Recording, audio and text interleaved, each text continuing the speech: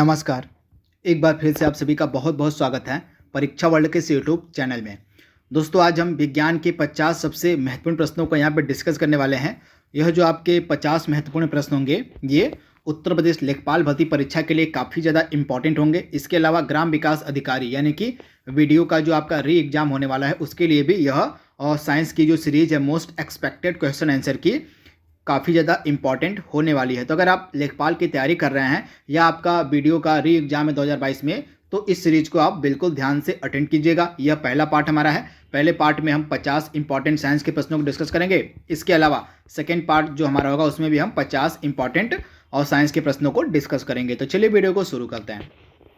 तो पहला प्रश्न आपके सामने है, चश्मा बनाने में प्रयोग किया जाने वाला जो प्रकाशीय कांच होता है वह क्या होता है? तो फ्लिंट कांच। आप ध्यान से याद कर लीजिएगा, फ्लिंट कांच का जो इस्तेमाल है यह चश्मा बनाने में किया जाता है। तो आप इसे याद रखिएगा, फ्लिंट कांच आपका राइट आंसर हो जाएगा। और किसी द्रव में किसी पिंड का तैरना या डूबना किस पर निर्भर करता है? तो पिंड और द्रव्य के घनत्व के अंतर पर जो है निर्भर करता है किसी द्रव में किसी पिंड का तैरना या डूबना। तो राइट आंसर आपका क्या हो जाएगा? पिंड और द्रव्य के घनत्व के अंतर पर। मोस्ट इंपॉर्टेंट ऐसे भी प्रश्न है। और अंतरिक्ष यात्रियों को जो है आकाश का रंग किस प्रकार का दिखाई पड़ता है? तो अंतरिक्ष यात्री जो होते हैं उनको आकाश का रंग काला यानी कि ब्लैक दिखाई पड़ता है। तो आप इसे याद कर लीजिएगा। आपको उस विद्युत चुंबकीय विकिरण का नाम बताना है जिसका उपयोग टेलीविजन के दूरस्थ नियंत्रण रिमोट कंट्रोल के लिए किया जाता है। तो इसका राइट आंसर आपका क्या हो जाएगा? अवरक्त विकिरण जो आपकी होती हैं, अवरक्त विकिरण का इस्तेमाल जो है और टेलीविजन के दूरस्थ नियंत्रण कंट्रोल और के रूप में किया जाता है। तो आप इसे याद देखिएगा, यानी कि रिमोट में जो होता है आपका इंफ्रारेड यानी कि अवरक्त किरणों का इस्तेमाल होता है। तो आप इसे याद देखिएगा। इसके अलावा रिमोट के अलावा और भी जगहों पर अवरक्त किरणों का इस्तेमाल होता है। जैसे आपका हो गया रात में देखने वाला जो टॉर्च मतलब सर्च लाइट होता है, सर्च लाइट जो होती है आपकी उसमें भी जो है आपका अवरक्त किरणों का ही इस्तेमाल किया जाता है। तो आप इसे याद देखिएगा। बात यहाँ पे हो रही है आपकी विद्युत चुंबकीय विकिरणों की यानी कि इलेक्ट्रोमैग्नेटिक रेज की यहाँ पे बात हो रही है। तो इनके बारे में कुछ इंपॉर्टेंट फैक्ट मैं आपको बता देता हूँ जो एग्जाम में आपसे पूछे जा सकते हैं। तो पहला फैक्ट तो आपको याद रखना है, इनके संचरण के लिए, इनको गति करने के लिए, इनके चलने के लिए जो है किसी माध्यम की आवश्यकता नहीं पड़ती है। पहला फैक्ट जो आपसे एग्जाम में पूछा जा सकता है वह यह है कि जो आपकी विद्युत चुंबकीय विकिरण होती हैं, जो आपकी विद्युत चुंबकीय तरंगे होती हैं, इनके संचरण के लिए माध्यम की जो आवश्यकता है नहीं पड़ती है। तो आप इसे याद रखिएगा, इंपॉर्टेंट है। इसके अलावा कौन कौन सी आपकी विद्युत चुंबकीय तरंगे होती हैं उनको भी आइए देख लेते हैं। तो आप नोट डाउन कर लीजिएगा। पहली हो गई आपकी रेडियो वेव, उसके बाद माइक्रोवेव, उसके बाद आपका ultraviolet, infrared wave, x-ray, gamma rays, ये सभी आपके विद्युत चुंबकीय तरंगों के प्रकार हैं। तो इनके बारे में आपको याद रखना है, भूलना नहीं है। अगला प्रश्न आपके सामने है, और प्रकाश के प्रयोग द्वारा किसी धात्विक तत्व से इलेक्ट्रॉन उत्सर्जन को हम क्या कहते हैं? तो प्रकाश के प्रयोग द्वारा किसी धात्विक तत्व से इलेक्ट्रॉन उत्सर्जन को हम कहते हैं प्रकाश विद्युत उत्सर्जन। तो राइट आंसर आपका क्या हो जाएगा? प्रकाश विद्युत उत्सर्जन। अगला प्रश्न आपके सामने है, आपको उस तत्व का नाम बताना है जो लगभग सभी अम्लों में निश्चित रूप से उपस्थित होता है। यह तत्व आपका है हाइड्रोजन। यह लगभग सभी अम्लों में निश्चित रूप से उपस्थित होता है। तो इसके बारे में आपको याद रखना है। घड़ी में प्रयोग होने वाला जो क्वार्ट्ज क्रिस्टल होता है किसका होता है? तो यह आपका क्वार्ट्ज क्रिस्टल होता है सिलिकॉन डाइऑक्साइड। इंपॉर्टेंट, आप इसे नोट डाउन कर लीजिएगा। बॉक्साइट किसका अयस्क है? तो यह एल्युमिनियम का अयस्क है। ऑक्टेन संख्या का संबंध किससे है? तो आपकी जो ऑक्टेन संख्या होती है इसका संबंध होता है पेट्रोल की गुणवत्ता से। मोस्ट इंपॉर्टेंट प्रश्न, आप इसे नोट डाउन कर लीजिएगा। जो आपकी ऑक्टेन संख्या होती है इसका संबंध होता है पेट्रोल की क्वालिटी से, पेट्रोल की गुणवत्ता से। सिगरेट के धुएं में मुख्य प्रदूषक पाया जाता है कौन सा? तो आपका जो सिगरेट का धुआं होता है उसमें मुख्य प्रदूषक होता है कार्बन मोनोऑक्साइड और बेंजीन। तो इनके बारे में आप याद रखिएगा। कार्बन मोनोऑक्साइड और बेंजीन जो होते हैं ये मुख्य प्रदूषक होते हैं सिगरेट के धुएं में। तो इनके बारे में आपको याद रखना है। अगला प्रश्न आपके सामने है, ग्रेफिन क्या है? तो ग्रेफिन जो है कार्बन का एक नैनो प्रतिरूप होता है। इंपॉर्टेंट है।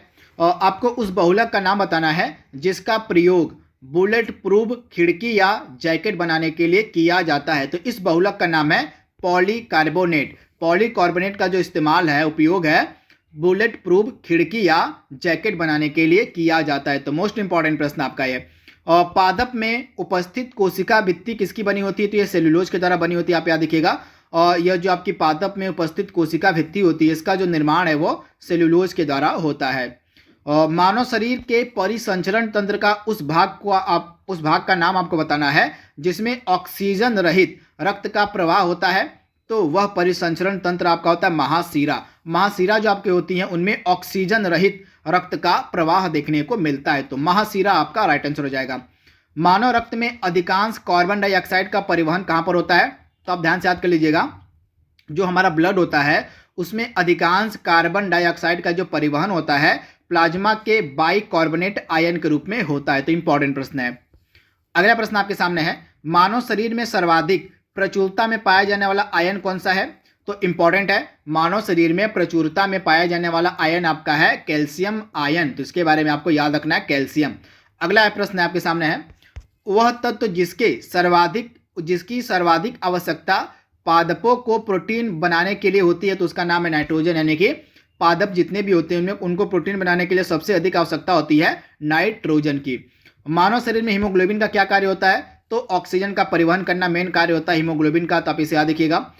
आपको उस विटामिन का नाम बताना है जिसकी रक्त का थक्का बनाने में प्रमुख भूमिका होती है।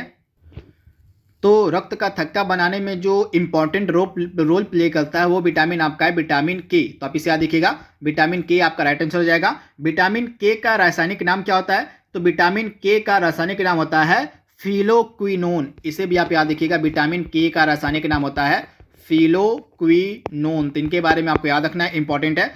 तथा आपका जो विटामिन के है यह वसा में घुलनशील विटामिन। आप याद रखिएगा, आपके 4 विटामिन ऐसे होते हैं जो वसा में घुलनशील होते हैं। इन 4 में से एक होता है के, और इसके अलावा ए डी ई, यानी कि ए हो गया, डी हो गया, ई हो गया और के, ये 4 ऐसे विटामिन हैं जो वसा में घुलनशील विटामिन होते हैं। तो इनके बारे में आपको याद रखना है।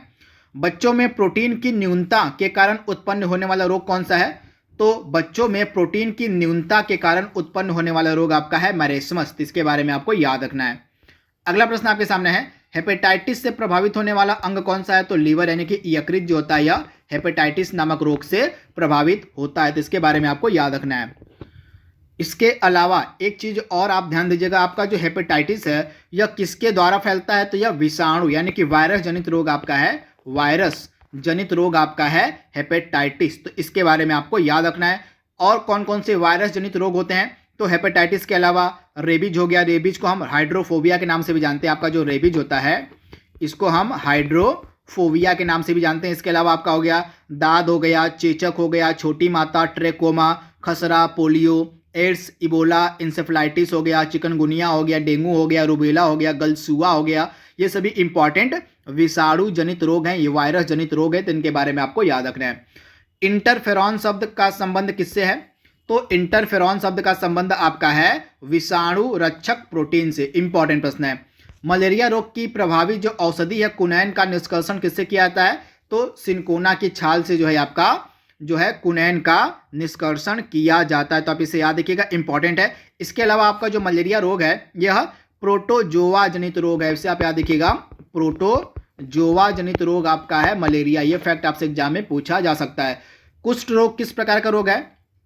तो आपका जो कुष्ठ रोग होता है यह किस प्रकार का रोग है? तो बैक्टीरिया जनित रोग है। इसके बारे में आपको याद रखना है, जो कुष्ठ रोग है यह बैक्टीरिया जनित रोग है। इसके अलावा जो बैक्टीरिया जनित रोग हैं, जीवाणु जनित रोग हैं, कौन कौन से हैं? टिटनेस हो गया, हैजा हो गया, सिफिलिस हो गया, कालरा हो गया, क्षय रोग हो गया, टाइफाइड हो गया, कोढ़ हो गया, काली खांसी, प्लेग, डिप्थीरिया, ये सभी आपके क्या हैं? तो ये सभी आपके बैक्टीरिया जनित रोग हैं। इनके बारे में आपको याद रखना है। और एलपीजी गैस के रिसाव से उत्पन्न दुर्गंध किसकी होती है? तो दुर्गंध होती है इथाइल मरकैप्टन की, जिसके कारण से हमें पता लग जाता है कि हमारे जो गैस सिलेंडर हैं उनमें जो है रिसाव हो रहा है। तो यह जो दुर्गंध होती है इथाइल मरकैप्टन की। अगला प्रश्न आपके सामने है, DRDO defence research and development organisation का हेडक्वार्टर आपको मिलेगा नई दिल्ली में। इंपॉर्टेंट है। बायोलॉजिकल रिफ्रेशिंग एक आधुनिक सैन्य तकनीक है जिसके द्वारा किसका उपचार होता है? तो घुटने के जोड़ों का जो इस्तेमाल है अब एक आधुनिक सैन्य तकनीक के द्वारा किया जाता है, जिसका नाम है बायोलॉजिकल रिफ्रेशिंग। तो इसके बारे में आपको याद रखना है। नासा का न्यू होराइजन्स मिशन किससे संबंधित है? तो नासा का जो न्यू होराइजन्स मिशन इसका संबंध है प्लूटो और उसके चंद्रमा के अध्ययन से। इंपॉर्टेंट प्रश्न है। हेलिना क्या है? तो हेलीकॉप्टर प्रक्षेपित एंटी टैंक मिसाइल आपकी है हेलिना। इंपॉर्टेंट प्रश्न है। और भारत का उस शहर को आपको बताना है जहां निजी क्षेत्र की पहली मिसाइल सिस्टम विनिर्माण इकाई स्थापित की गई है। तो निजी क्षेत्र की जो पहली मिसाइल सिस्टम विनिर्माण इकाई है स्थापित की गई है हैदराबाद में। इंपॉर्टेंट प्रश्न है। अगला प्रश्न आपके सामने है, सुपरसोनिक क्रूज मिसाइल जिसका नाम ब्रह्मोस है, यह किसका संयुक्त उपक्रम है? तो ब्रह्मोस जो आपका है भारत और रसिया का संयुक्त उपक्रम है, तो आप इसे याद रखिएगा। और डिजिटल स्काई प्लेटफॉर्म किससे संबंधित है? तो आपका जो डिजिटल इकाई प्लेटफॉर्म है इसका संबंध है मानव रहित हवाई ड्रोन से। इंपॉर्टेंट प्रश्न है। भारत का वह शहर जहां इसरो का मानव अंतरिक्ष उड़ान केंद्र स्थापित है, तो बेंगलुरु में आपको मिलेगा और मानव अंतरिक्ष उड़ान केंद्र। तो इसके बारे में आपको याद रखना है तथा बेंगलुरु में ही आपको मिलेगा इसरो यानी कि इंडियन स्पेस रिसर्च ऑर्गेनाइजेशन का हेडक्वार्टर। हिमाचल प्रदेश में स्थित उच्च तुंगता अनुसंधान केंद्र कौन सा है? तो हिमाचल प्रदेश में जो उच्च तुंगता अनुसंधान केंद्र है इसका नाम है हिमांस। तो इसके बारे में आपको याद रखना है।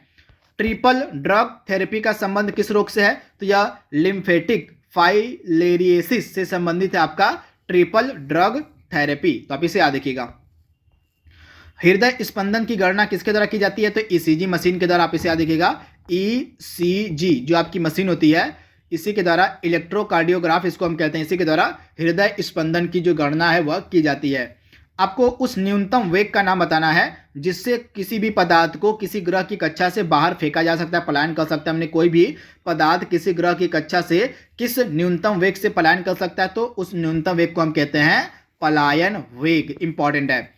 रक्त कोशिकाओं द्वारा तैयार की गई वह प्रोटीन जो शरीर की रोगों से रक्षा करती है, तो एंटीबॉडी होती है। आप इसे याद रखिएगा।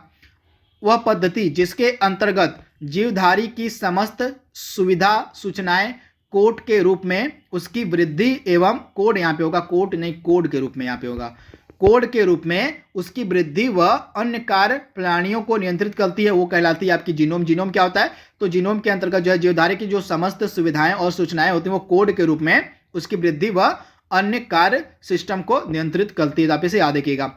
भौतिक विज्ञान के क्षेत्र में 2 बार नोबेल पुरस्कार पाने वाले एकमात्र वैज्ञानिक कौन है? तो जॉन बार्डिन। आप याद रखिएगा, जॉन बार्डिन जो है भौतिक विज्ञान के क्षेत्र में 2 बार नोबेल पुरस्कार पाने वाले एकमात्र वैज्ञानिक हैं। लास्ट के 10 प्रश्न आपके सामने हैं यहाँ पे। भारत सरकार के परमाणु ऊर्जा विभाग द्वारा विकसित संस्थान Raja Ramanna centre for advance technology कहाँ पर है? तो यह आपको इंदौर में मिलेगा। इंपॉर्टेंट है। वह तकनीक जिसके अंतर्गत अल्प ऊर्जा एक्स किरणों के उपयोग से स्तनों की गांठ का परीक्षण कर स्तन कैंसर का पता लगाया जाता है, तो इसको हम कहते हैं मैमोग्राफी या मेस्ट्रोग्राफी। इसके अंतर्गत जो है स्तन कैंसर का पता लगाया जाता है। वह तकनीक जिसके द्वारा हड्डियों में अस्थि खनिज घनत्व की जांच की जाती है उसको हम कहते हैं DXA के द्वारा जो है अस्थि खनिज घनत्व की जो है जांच की जाती है। डेंगू बुखार के लिए मतलब विश्व का पहला जो टीका उसका क्या नाम है? तो डेंगू बुखार की रोकथाम के लिए जो पहला विश्व का टीका बना था वो बना है डेंगवैक्सिया। डेंगवैक्सिया जो है यह डेंगू बुखार के उपचार के लिए पहला विश्व का टीका था। तो इसके बारे में आपको याद रखना है, भूलना नहीं है। तथा आपका जो डेंगू है यह वायरस जनित यानी कि विषाणु जनित रोग है। अगला प्रश्न आपके सामने है।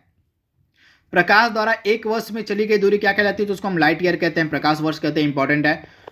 आपको उस यंत्र का नाम बताना है जिसका प्रयोग महासागर में डूबी हुई वस्तुओं की स्थिति जानने के लिए किया जाता है। तो उस यंत्र को हम कहते हैं सोनार। सोनार की मदद से जो है महासागर में डूबी हुई वस्तुओं की जो स्थिति है वह पता लगाई जाती है। वॉशिंग मशीन जो होती है उसका वर्किंग प्रिंसिपल क्या होता है? तो अपकेंद्रीय बल पर कार्य करती है आपकी वॉशिंग मशीन। इंपॉर्टेंट है। बैरोमीटर पाठ्यांक में अचानक गिरावट जो होती है वो क्या सूचित करती है? तो तूफानी मौसम की सूचना देती है। अगर बैरोमीटर के पठन में अचानक से गिरावट आ जाती है तो तूफानी मौसम की सूचना होती है। आज का लास्ट प्रश्न आपके सामने है। ऑप्टिकल फाइबर कम्युनिकेशन हो गया, मृग मरीचिका हो गया जिसको मिराज कहते हैं, एंडोस्कोप हो गया, ये सभी किस सिद्धांत पर कार्य करते हैं? तो ये सभी प्रकाश के पूर्ण आंतरिक परावर्तन के सिद्धांत पर कार्य करते हैं। कौन कौन से? तो मृग मरीचिका हो गया, एंडोस्कोप हो गया और ऑप्टिकल फाइबर कम्युनिकेशन, ये सभी आपके प्रकाश के पूर्ण आंतरिक परावर्तन पर कार्य करते हैं। तो दोस्तों ये हमारा साइंस का पहला वीडियो था। इसमें हमने 49 इंपॉर्टेंट MCQs को डिस्कस कर लिया है। आई होप यह सीरीज आपको पसंद आएगी। तो आज के लिए बस इतना ही। Thank you, thanks for watching, thank you.